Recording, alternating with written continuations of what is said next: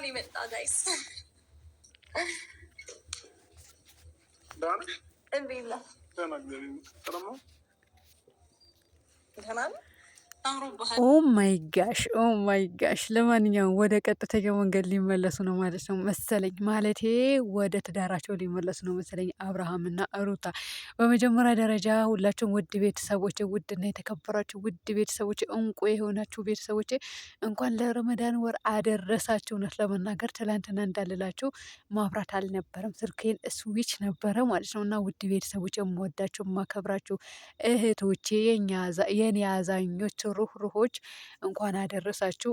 ጾሙ ከሚጠቀሙት አላህ ያድርገን። ሁላችንም ጾማችሁ ተቀባይ የሚሆን ያድርጋችሁ። ቀጣዩ ደግሞ እንግዲህ ሀገራችሁ ገብታችሁ የምታርፉ ሀገራችሁ ላይ ደግሞ ከቤተሰቦቻችሁ ጋር እንግዲህ የምትጾሙ አርፋችሁ የምትኖሩበት ኑሮ እየስጣችሁ ነው የምላችሁ ውድ ቤተሰቦች። እኔ እንግዲህ ከ13 ዓመት በኋላ ነው እንግዲህ ዘንድሮ ከቤተሰብ ጋር ረመዳንን የማሳልፈው ማለት ነው። እና እኔንን ያገኘሁትን ወይም ደግሞ እኔን የተሰጠኝን እድል እናንተም እንዲሰጣችሁ ምኞቴ ነው። እኔ በችግር ላይ አልነበርኩ ወይም ደግሞ አሁንም ላይ አልሐምዱሊላህ አላህ በሰጠኝ አቅም በጥሩ ሁኔታ ነው ያለውኝ ማለት ነው። እና የኔን ነገር ደግሞ እናንተም እንዲሰጣችሁ ምኞቴ ነው። ውድ ቤተሰቦች እንኳን አደረሳችሁ። ሁላችሁም መልካም ጾም ብያለሁ። መልካም ረመዳን ሙባረክ። እንኳን አደረሳችሁ በድጋሚ። እውነት ለመናገር ደስታዬ ልገልጽላችሁ ማብራት አልነበረም ውድ ቤተሰቦቼ። አሰላሙ አለይኩም ወራህመቱላሂ ወበረካቱ። ውድና የተከበራችሁ የቻናሌ ቤተሰቦች እንዴት ናችሁ? ደህና ናችሁ? ላይክ፣ ሸር፣ ሰብስክራይብ እያደረጋችሁ እስከ መጨረሻ ተከታተሉኝ። በያላችሁበት መልካም የኢባዳ ወር ይሁንላችሁ እያልኩኝ ወደ ገደለው ልግባላችሁ ማለት ነው። አብርሃምና ሩታ እንግዲህ አብረን እንኖር ወይም ደግሞ አብርሃም እናንተ ተላላጣችሁብን እኮ ዛሬማ ተላላጣችሁብን። እውነት ለመናገር በደንብ ነው የተላላጣችሁብን። ወደ ቀልባችሁ መልሳችሁ እውነት ለመናገር ጾማችንም ደግሞ የምንጾም ያደርገን በስርዓት በእናንተ ነገር ጭቅጭቅ ነዘነዝ የመጣ ደግሞ ጾማችንን ታስፈቱን። ስድብና ትችቱን ደግሞ እንዲቀርልን እናንተ ተስማምታችሁ ስትኖሩ ነው። ሲቀጥል ደግሞ ሄርሜላን ከህይወታችሁ ስትወጣ ነው።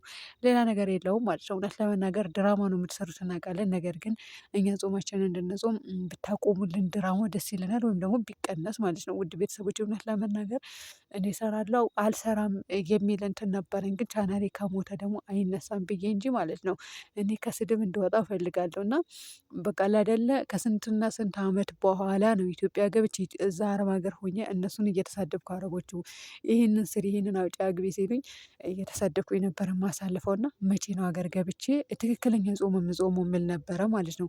አንድ ሰው ጾመኛ ሆኖ ተሳደበው ማለት ጾሙ ተቀባይነት የለውም፣ ይፈርሳል። እና ከአረቦች ጋር ራሱ ሴትዮቱ ራሱ ስጠራኝ ውፍ አፈር ያስበላሽ ከሳልል ውዬ አላቅም። አላህ ይቅር ይበለኝና እውነት ለመናገር በቃ ጾምኩኝ፣ ጾሜን ሳልበላ ልዋል እንጂ ሳልሳደብ ውዬ አላቅም። እና ማታም ማፍጠሬ ነው እንትን የምለው በቃ ያ ማለት እኮ በቃ ከምንድነው ከተራቡ ሳይሆን ከጾሙት አድርገን ነው የሚባለው። እና እንደዛ አይነት ነገር ነበርኩኝ። ብቻ አልሐምዱሊላህ ዘንድሮ ደግሞ በሰላም ከማንንም ጋር ሳልዟለም ማሳለፍ ነው የምፈልገው። እውነት ለመናገር አብርሃምና ሩታም እንግዲህ አሁን ወደ ራሳቸው እየተመለሱ ይመስለኛል። ሄርሜላም እንግዲህ ዳኒ መጥቶ እያጋለጣት ነበረ። እሱም ፍቅረኛ የነበረች ዳኒ ደግሞ ስንት ሰው ነው? ሁሉም ፍቅረኛ ነው እንደ ጉደኛ ከሆነ ወላሂ እሱ ልጅ ደግሞ ማለት ነው።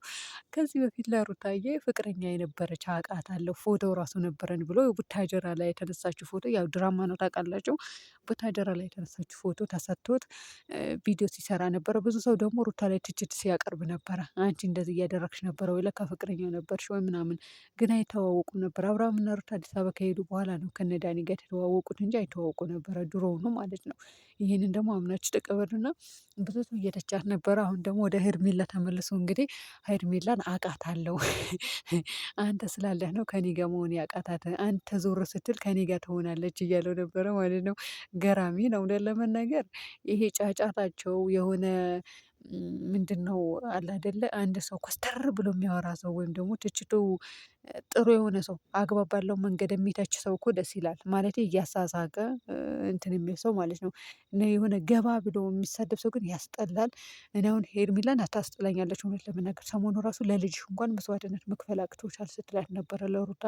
ነገር ግን ለልጇ ምንም አይነት ያጎደለችው ነገር የለም። ያጎደለችው ሄርሜላ ናት። እዚህ ጋር አሁን እኔ መናገር አልፈልግም እውነት ለመናገር ውድ ቤተሰቦቼ። እኛ ጾማችንን በሰላም መጾም እንፈልጋለን። አብርሃምና ሩታም ደግሞ ወደ ራሳቸው እየተመለሱ ይመስለኛል። እውነት ጥፋቱ ነው። እውነቴን ነው የምላችሁ እንዴ። አሁንም ደግሞ እንደዚህ ጭቅጭቅ ውስጥ ገብታችሁ ከሄርሜላ ጋር ከከሌ ጋር ብላችሁ ደግሞ እውነት ጾማችን እንድታስፈቱን አታስገድዱን ማለት ነው እንዴ። እናንተም ጾመኞች ናቸው፣ እኛም ጾመኞች ነን። ሩታ እንግዲህ ባሌ መጣለች ማለት ነው ዘንድሮ ዛሬ ማለት ነው። ወይኔ ጉዴ በላ። እውነት ለመናገር እንደው ሄርሜላ ማለት ነው ፍቅረኛ የገለመኔ ስትል ዛሬ ሩታ አብርሃም ሲመጣ ባሌ መጣልኝ ጋይስ። እና ባሌ መጣልኝ ጋይስ እያለች ነበረ ማለት ነው።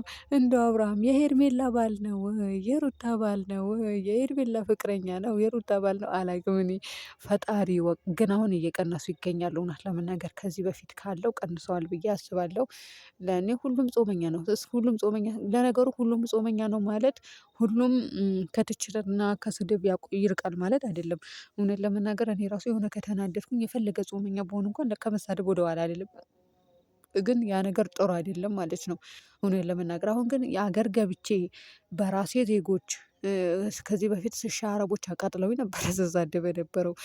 አሁን ግን በራሴ ዜጎች በሀገሬ ልጆች ደግሞ እንደዚህ እንትን እያሉ እየተባሉ ከመጡ አልሳደብም። ምን አመጣብኝ? ጾሜን መጾም አለብኝ በስርዓት። እናንተም ወላሂ በቃ ምኞቴ ነው ሀገራችሁ ገብታችሁ ሰላም ያለው ኑሮ እንድትኖሩ፣ ሀገራችሁ ገብታችሁ ጾማችሁ ምን አመት ባላችሁ ከቤተሰቦቻችሁ ጋር እንድታሳልፉ ምኞቴ ነው። እውነት ለመናገር መቼ ነው እኔ ሀገር ገብቼ ከቤተሰብ ጋር ማሳልፈው? እቃ ሳጥብ በተለይ ማለት ነው የረመዳን እቃ ሳጥብ ድክም ይለኝና የምሰግድበት ሰዓት ራሱ አላገኝም ነበር። እና አሳልፌ ነበር ነው የምሰግደው ሰአቱን። በቃ ድክም ይለኝና ከድካም እንትን የመጣ ማለት ነው ከድካም ብዛት ምግብ ራሱ አልበላም ነበረ።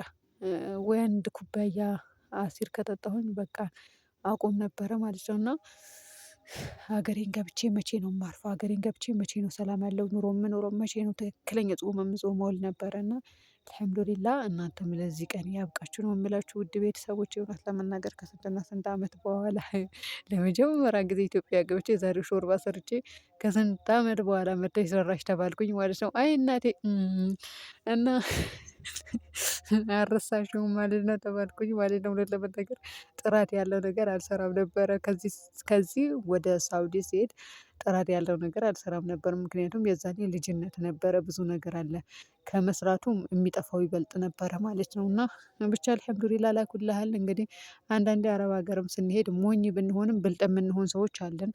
ወይም ደግሞ አጥፊ የሆኑ ሰዎች ደግሞ የማናጠፋ ሰዎች ብልጥ ሆነን የምንመለስ ሰዎች አለን ማለት ነው። እና ያ ነው የምላችሁ ውድ ቤተሰቦቼ። ለማንኛውም መልካም የኢባዳ ወር ይሁንላችሁ። እንግዲህ በዲናችሁ ጠንክሩ።